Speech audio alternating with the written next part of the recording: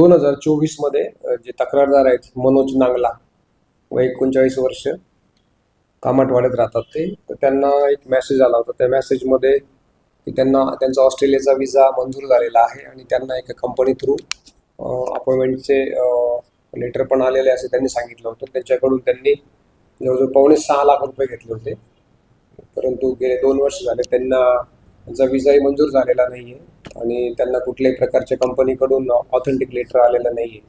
त्याच्यामुळे त्यांनी पोलीस स्टेशनला तक्रार दिली होती. तक्रारीची शहानिशा केलेली आहे आणि त्याप्रमाणे विविध कलमांवर गुन्हा दाखल करण्यात आलेला आहे. सध्या ते 2024 मधलं प्रकरण आहे. नोकरीला लावून देतो म्हणून त्याचं ॲग्रीमेंट वगैरे लेटर त्यांनी पाठवलं होतं. ऑस्ट्रेलियाची एक कंपनी होती, कुठली तथाकथित कंपनीचं त्यांनी लेटर पाठवलं.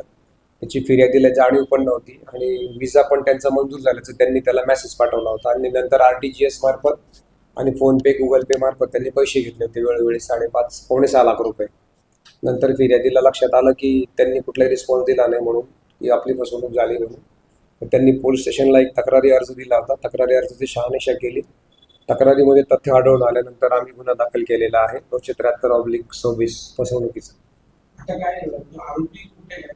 सध्या आरोपी ऑस्ट्रेलियाला असल्याबाबतची प्राथमिक माहिती आहे, तरी आम्ही त्याची LOC काढून पुढचं जे काय आहे ते तपास पूर्ण करणार आहोत.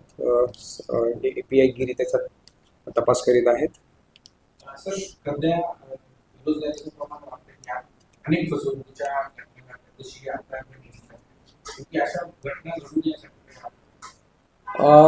बरोबर आहे. काही लिंक्स आणि काही मेसेजेस प्राप्त होतात.